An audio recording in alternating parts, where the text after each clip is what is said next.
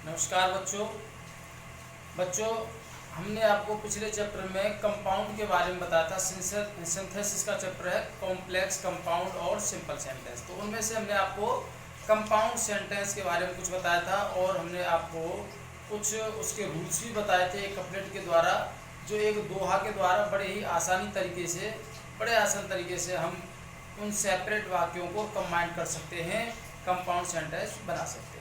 तो विद्यार्थियों बच्चों, हमने पहले ही आपको बताया था कि compound sentence can be formed only with the help of coordinate conjunctions.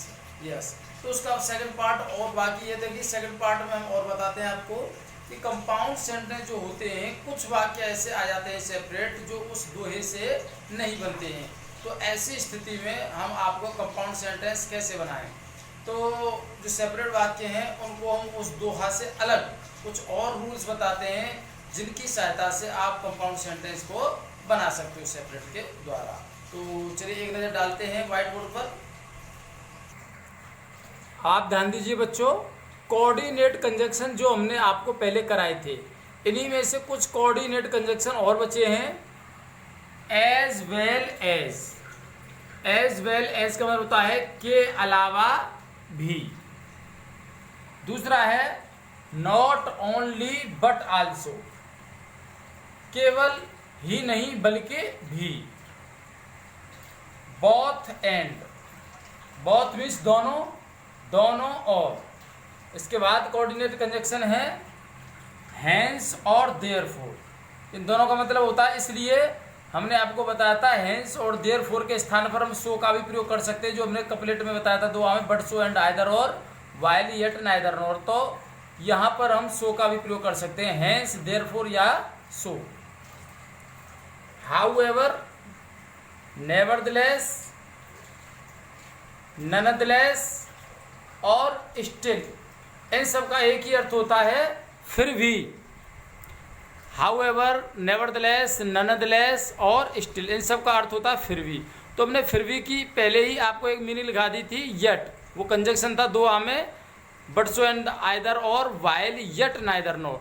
तो इनके स्थान पर हम यट लगा सकते हैं, इसलिए हमने इनकी चर्चा उस दोहे में नहीं की। एक ही बात है, अधिक कंजक्शन से हमको कोई लाभ नहीं मिलने वाला। हमारा कंजक्शन जो यट है वही कंपाउंड सेंटेंस बना देगा, इन चारों का भी काम वही कर सकता है। इसी तरीके से यहाँ हैंस और देयरफॉर भी काम कर सकते हैं, तो इनके स्थान पर सो का भी प्रयोग किया जा सकता है। जैसे वेयर एज का मतलब होता है जबकि। यहाँ हमने आपको पहले बताया कि वाइल का मतलब भी जबकि होता है, वाइल और वेयरएज का मतलब एक ही है, कोई सा भी कंजक्शन यूज कर सकते हैं। बट सो एंड आइदर और वाइल येट नाइदर नॉर, तो वाइल की जगह वेयरएज का और वेयरएज की जगह वाइल का प्रयोग कर सकते हैं विपरीत कार्य के लिए, जब दोनों काम लगातार चल रहे हो तो। अदरवाइज का मतलब होता है नहीं तो या फिर अन्यथा, नहीं तो या अन्यथा। जैसे और का प्रयोग हमने बताया था, बट सो एंड आइदर और वाइल येट नाइदर नॉर। तो वट सो एंड आइदर और, जहाँ पर हमने और का प्रयोग किया है अकेले और का, आइदर और के साथ में नहीं, केवल अकेले और का। जहाँ अकेला और प्रयोग होगा वहाँ अदरवाइज भी प्रयोग किया जा सकता है, नहीं तो या अन्यथा के रूप में। तो अब हमने आपको ये देखो सेंटेंस दिए हैं कुछ एग्जाम्पल के तौर पर। Ram went to Delhi yesterday, Ram Delhi गया कल, राम कल दिल्ली गया। दूसरा सेंटेंस है रमेश आल्सो वेंट, रमेश भी गया। तो ये जो दो सेंटेंस हैं, Ram went to Delhi, Ramesh also went, Ram कल दिल्ली गया, रमेश भी गया। तो दोनों को जब हम जोड़ेंगे और कंपाउंड सेंटेंस बनाएंगे, तो ऐसी स्थिति में कंजक्शन क्या लगाएंगे, यहाँ पर हम एंड लगा सकते हैं, राम एंड रमेश। तो यहाँ लगा सकते हैं हम राम एंड रमेश, ये हो जाएगा Ram and Ramesh went to Delhi yesterday. अब दूसरे तरीके से हम इसको ऐसे भी कर सकते हैं, एज वेल एज को लगा करके, कि राम के अलावा रमेश भी दिल्ली गया। तो यहाँ पर राम के बाद कंजक्शन लगा दीजिए, एज वेल एज रमेश, ऐसे हो जाएगा। तो सेंटेंस हो गया Ram as well as Ramesh went to Delhi yesterday. हमारा सेंटेंस कंपाउंड बन गया केवल एक कंजक्शन से ही। इसमें राम के बाद में ये सारा लिख देते हैं, ये हो गया Ram as well as Ramesh went to Delhi yesterday. अब इसमें से ऑल्सो को लगाने की आवश्यकता नहीं, हमने पहले ही बता दिया कि भी ऑल्सो मीन्स भी होती है, भी की कोई भी मीनिंग आ जाती है तो उसको हम कंपाउंड में नहीं लिखते हैं। दूसरा सेंटेंस है, इसी सेंटेंस को एक वर्ड देखिए कि यहाँ नॉट ओनली बट आल्सो, इसका भी प्रयोग कर सकते हैं हम कि नॉट ओनली राम, ध्यान दीजिए यहाँ लगाएंगे नॉट ओनली राम, ये जो है नॉट ओनली राम, यहाँ पर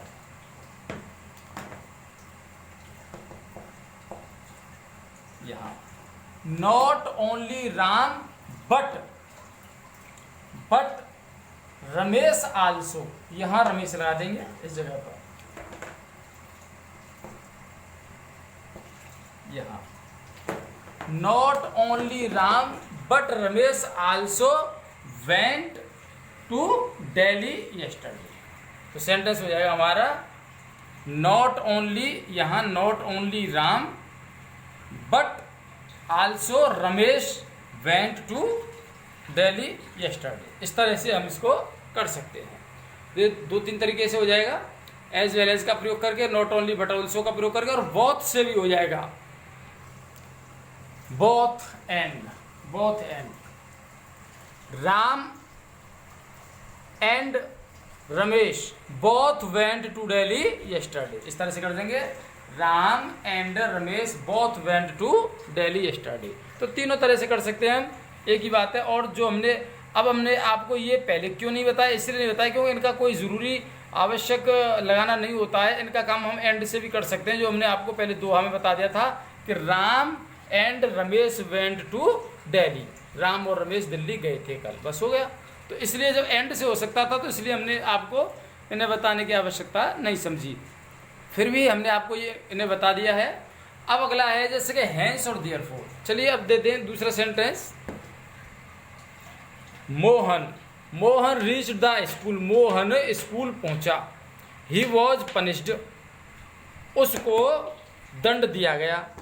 जस्ट अ मोमेंट, यहाँ पर Mohan reached the school, sorry यहाँ लेट कर देते हैं, लेट, ही वॉज पनिश्ड।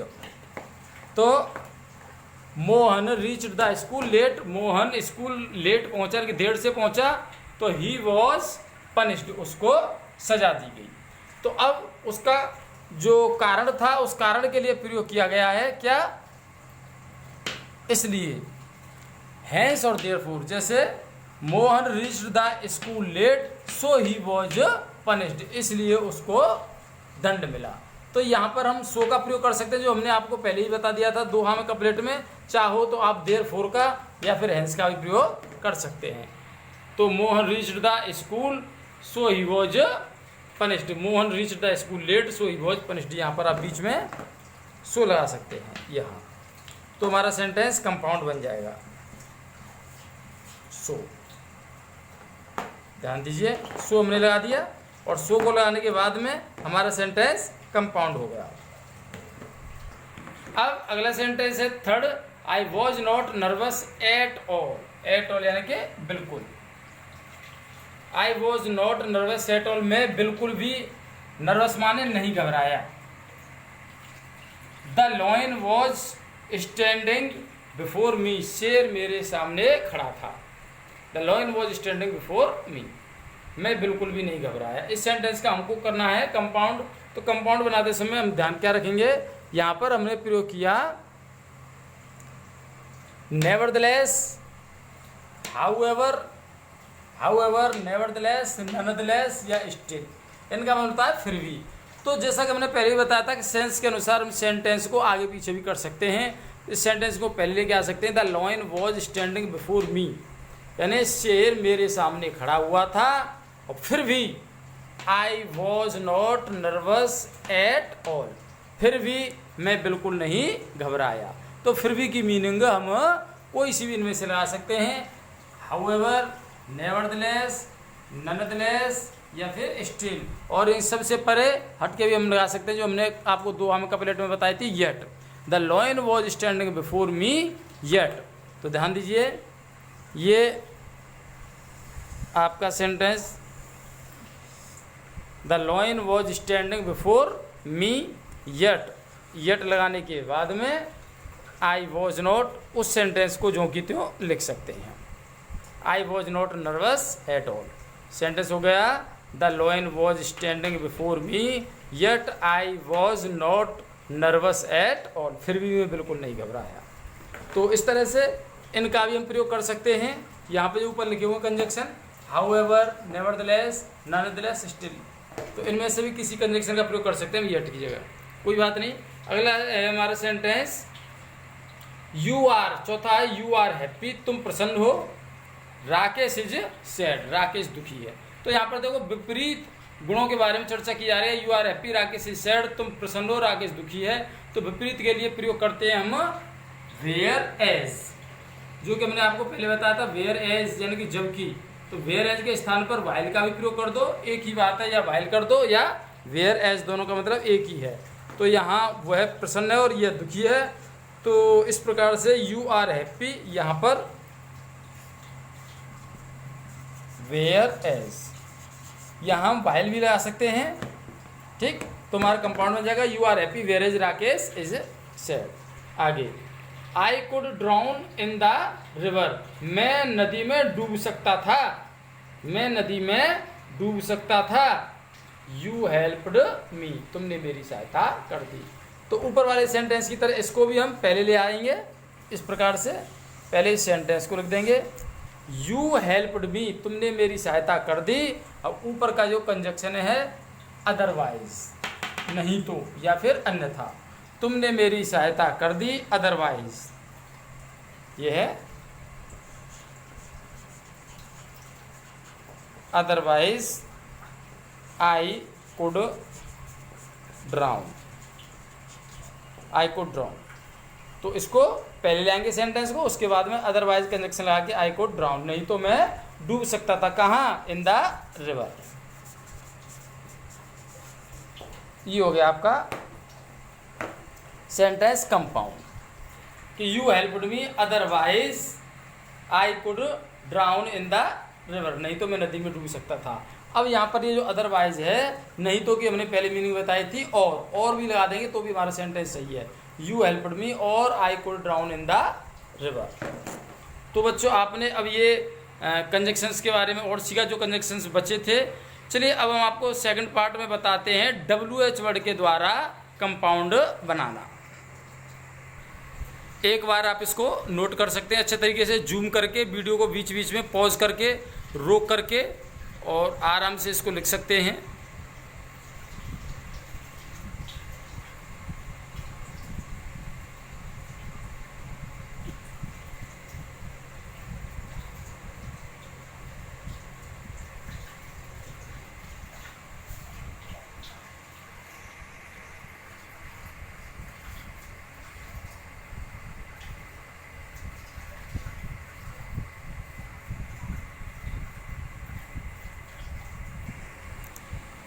अब आप एक नज़र देखिए, एक नज़र डालिए WH वर्ड्स पर। ये WH वर्ड्स हैं प्रश्नवाचक शब्द, प्रश्नवाचक शब्द ये कंजक्शन है WH वर्ड्स। वेयर, जिसका मतलब यहाँ है जहाँ, ये स्थान के लिए प्रयोग किया जाता है, जहाँ स्थान की चर्चा हो वहाँ वेयर का प्रयोग किया जाता है। वैन, जब, ये समय के लिए प्रयोग किया जाता है, जब समय की चर्चा हो। वाई, जिस कारण से, जिस कारण से, ये कारण के लिए प्रयोग किया जाता है जब किसी सेंटेंस में रीजन आ जाता है, जिस कारण से।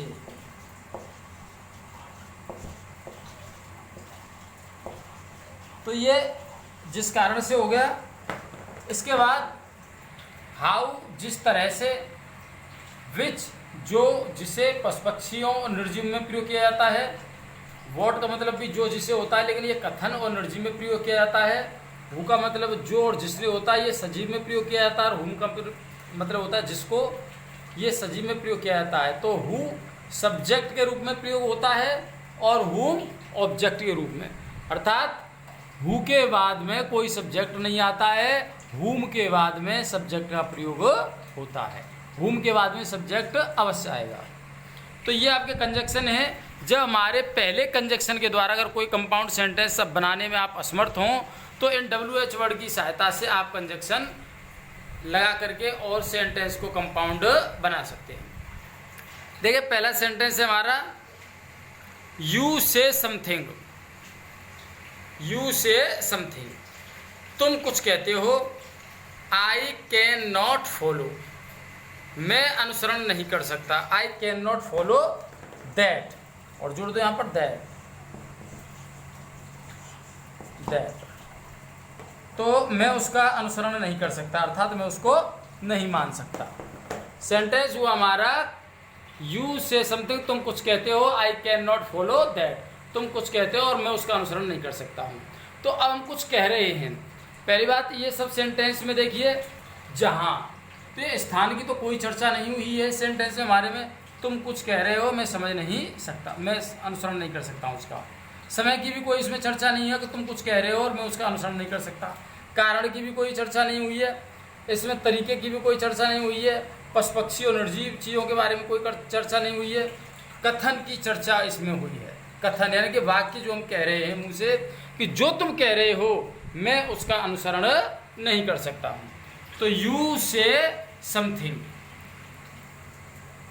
I can not follow that, तुम कुछ कहते हो जिसका मैं अनुसरण नहीं कर सकता हूँ।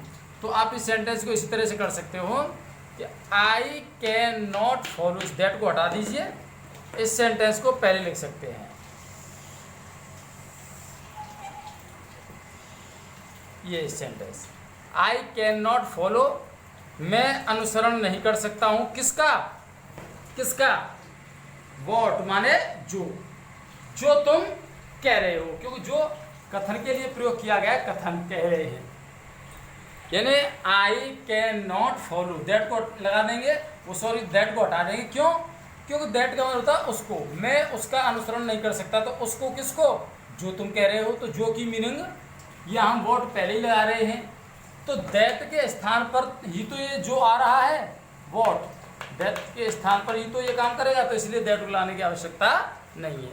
आई कैन नॉट फॉलो, और यहाँ लगा देंगे हम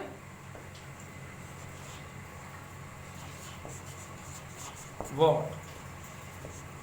आई कैन नॉट फॉलो के बाद में वॉट यू सी, फिर ये समथिंग को भी हटा देंगे, ये समथिंग हट जाएगा यहाँ से, क्रॉस। क्यों? क्योंकि तुम कुछ कह रहे हो, तो कुछ के स्थान के लिए और दैट के स्थान के लिए, इन दोनों के लिए ही हमने वॉट का प्रयोग किया है।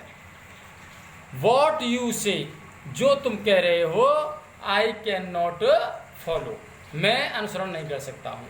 या फिर ऐसे भी कर सकते हो, पहले आई कैन नॉट फॉलो को लिख दो, I can not follow what you से, समथिंग हटा दिया हमने, क्योंकि जिस चीज़ की एक बार चर्चा होती है उसको हम दोबारा नहीं लिखते हैं। तो I can not follow what you से, चूँकि इसमें कथन की चर्चा है। अगर इसमें कोई पशु पक्षी की चर्चा होती यहाँ तो विच का प्रयोग करते, सजीव की चर्चा होती तो विच का प्रयोग करते, निर्जीव की तो विच का प्रयोग करते।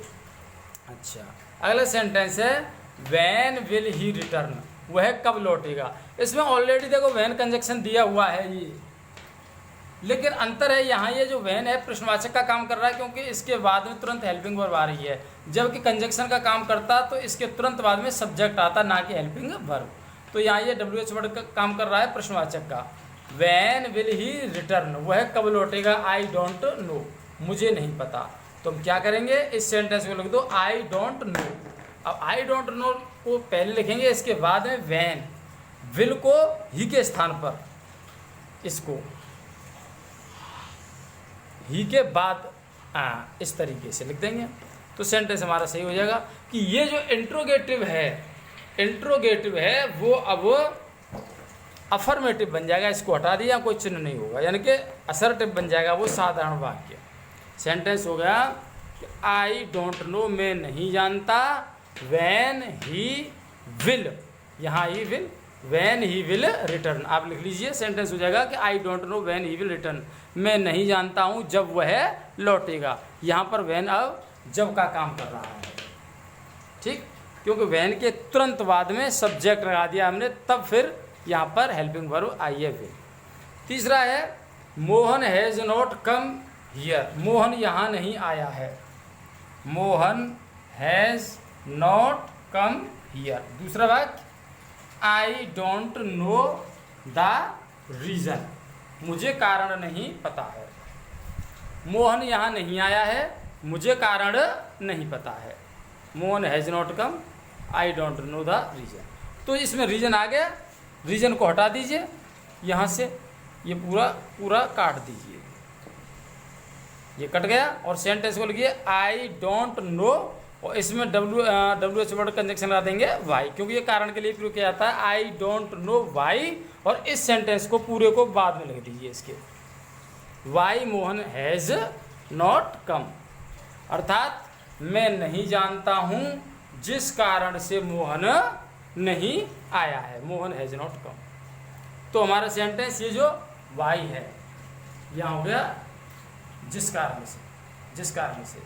तो सेंटेंस हो गया आई डोंट नो, और इसमें द रीजन को हटा दीजिए, वाई लगा देंगे W H word, I don't know why, और इस सेंटेंस को बाद में लिख दीजिए जोड़ करके Mohan has not come here, I don't know why Mohan has not कम।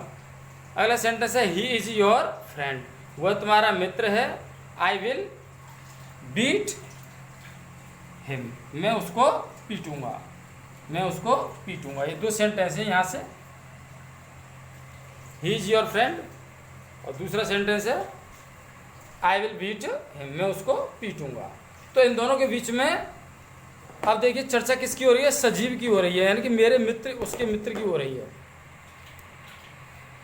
वह तुम्हारा मित्र, तुम्हारे मित्र की चर्चा हो रही है इसमें, आई विल बीट हिम, मैं उसको पीटूंगा। तो he is your friend, I will beat him, वह तुम्हारा मित्र है और मैं उसको पीटूंगा। तो इसमें हम कर सकते हैं कि he is your friend whom, यहाँ ध्यान दीजिए whom, जिसको, सजीव है, सजीव, यहाँ पर वॉट नहीं आएगा क्यों, कथन में और निर्जीव में प्रयोग किया जाता है। तो वो मेरा जो मित्र है, तुम्हारा मित्र, वो न तो निर्जीव है और ना ही कोई कथन है। इसी प्रकार से विच का प्रयोग नहीं होगा, क्योंकि ना तो वो निर्जीव है और ना ही वो पशु पक्षी है। तो यहाँ पर हम प्रयोग करेंगे whom का, यहाँ बीच में लगा देंगे whom, ये हुआ आपका whom। अब whom लगाने के बाद में हमारा सेंटेंस कंपाउंड बन गया, ही इज योर फ्रेंड, वह तुम्हारा मित्र है, whom आई विल बीट, जिसको मैं पीटूंगा। अब जिसकी चर्चा हो रही है किसको, उसको, तो उसके लिए ही तो जिसको आया है, तो इसको हम यहाँ से काट देंगे, हमको काट देंगे। क्यों, क्योंकि हिम की चर्चा हमने whom से कर दी, जिसकी चर्चा एक बार होती है दोबारा नहीं लगाएंगे। वैसे भी इसमें अपने आप ये और लगता, भद्दा लगता है word, he is your friend, वह तुम्हारा मित्र है जिसको मैं उसको पीटूंगा, तो उसका तो गलत हो जाएगा, इसलिए उसको हटा दीजिए, यानी वह तुम्हारा मित्र है जिसको मैं पीटूंगा। ये ऐसे भी हो सकता है आई विल बीट हिम को लगा के भी, आई विल बीट हिम, मैं उसको पीटूंगा, आई विल बीट हिम, किसको, हु इज योर फ्रेंड। फिर यहाँ से हम ही को हटा देते, फिर ये हट जाता, ही की जगह क्या आ जाता हु, क्योंकि हु सब्जेक्ट का काम करेगा, जो ही की जगह हु लग जाएगा सब्जेक्ट, यहाँ ही सब्जेक्ट है, यहाँ हु सब्जेक्ट है, हु इज योर फ्रेंड, जो तुम्हारा मित्र है। जैसे हमने यहाँ पे बताया है हु, जो तुम्हारा मित्र है, सजीव ही तो है, और ये जिसको है। अंतर इतना है, ये हु सब्जेक्ट का काम करेगा और हुम ऑब्जेक्ट का काम करेगा। तो यहाँ पर हम नोट कर सकते हैं कि अगर आप हु से करना चाहते हैं तो कर लीजिए हु इज योर फ्रेंड। तो पहले हमको ये लिखना पड़ेगा sentence, I will beat him who is your friend. अगर हुम से करना चाहते हो तो ही इज योर फ्रेंड हुम आई विल बीट, जिसको मैं पीटूंगा, फिर हिम नहीं आएगी। अगला सेंटेंस है यू बॉट ए पेन, तुमने एक पेन खरीदा, इट वॉज कॉस्टली, यह कीमती था। ध्यान दीजिए इसको, you bought a pen it was costly, तुमने एक पेन खरीदा, यह कीमती था। तो ये जो पेन है निर्जीव है, यहाँ बीच में हम इट को हटा देंगे और इट को इसके स्थान पर, इट के स्थान पर यहाँ कंजक्शन लगा देंगे विच, क्योंकि ये निर्जीव है, जो के लिए। तुमने एक पेन खरीदा जो कि कीमती था, ये देखिए कंजक्शन विच, ये पशु पक्षी और निर्जीव के लिए। तो हमारा पेन निर्जीव है, इसलिए यहाँ पे हमने जो के लिए विच का प्रयोग किया है। तो you bought a pen which was costly, और पशु पक्षी की भी चर्चा होती तो भी हम विच लगाते, जैसे यू बॉट आ हैन, तुमने एक मुर्गी खरीदी, विच वॉज कॉस्टली, जो कि कीमती थी। तो बच्चों इस प्रकार से आपको कंपाउंड समझ में आ गए होंगे। अगर कोई परेशानी हो तो आप कमेंट करके बता सकते हैं। चैनल को पहले सब्सक्राइब करो और उसके बाद शेयर करो, और अपनी कोई भी डिफ़िकल्टी या कोई प्रॉब्लम आपको लग रही हो तो मुझे कमेंट बॉक्स में अवश्य बताएं। नमस्कार, धन्यवाद।